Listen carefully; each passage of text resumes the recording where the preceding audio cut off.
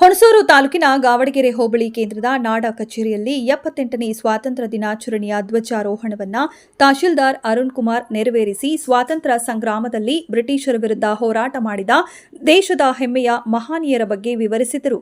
ಇನ್ನು ಇದೇ ಸಂದರ್ಭದಲ್ಲಿ ಸೇನೆಯಲ್ಲಿ ಸೇವೆ ಸಲ್ಲಿಸುತ್ತಿರುವ ಯೋಧರಾದ ರಾಕೇಶ್, ಚಂದ್ರು, ಕೃಷ್ಣ ಹಾಗೂ ನೀಟ್ ಪರೀಕ್ಷೆಯಲ್ಲಿ ಹೆಚ್ಚು ಅಂಕ ಗಳಿಸಿ ಸರ್ಕಾರಿ ವೈದ್ಯಕೀಯ ಸೀಟು ಪಡೆದಿರುವ ಗ್ರಾಮೀಣ ವಿದ್ಯಾರ್ಥಿನಿ ಪತ್ರಕರ್ತರ ಹಿರೇಕ್ಯಾತನಹಳ್ಳಿ ಸ್ವಾಮಿಗೌಡರ ಪುತ್ರಿ ಪ್ರೇಕ್ಷಾ ಎಸ್ ಗೌಡರನ್ನ ಸನ್ಮಾನಿಸಿ ಗೌರವಿಸಲಾಯಿತು.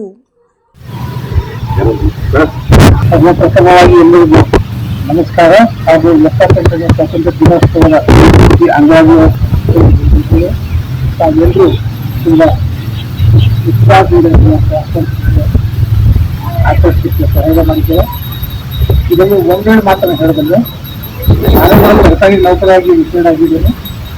ನನ್ನ 30 ವರ್ಷಗಳ ಸೇವೆಯನ್ನು ವಿವಿಧ ರಾಜ್ಯಗಳಲ್ಲಿ ಮಾಡಿದ್ದೇನೆ.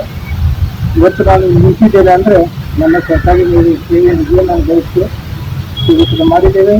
ಹಾಗೆ ನಾವು ಸಾಕಷ್ಟು ಕಲಿತಿದ್ದೇವೆ. ಒಂದು ಸರಿ ದೇಶ ಎಷ್ಟೇ ದೊಡ್ಡದಿದೆ, ಆಚರಣೆ ವಿಚಾರಣೆಯಲ್ಲಿ ಸ್ವಲ್ಪ ಬದಲಾವಣೆ ಇದೆ, ಅಂಶ ಒಂದಿದೆ. ನಾವೆಲ್ಲರೂ ಭಾರತೀಯರು ದೇಶದ ಹಿತಕ್ಕಾಗಿ ಶ್ರಮಿಸಬೇಕು.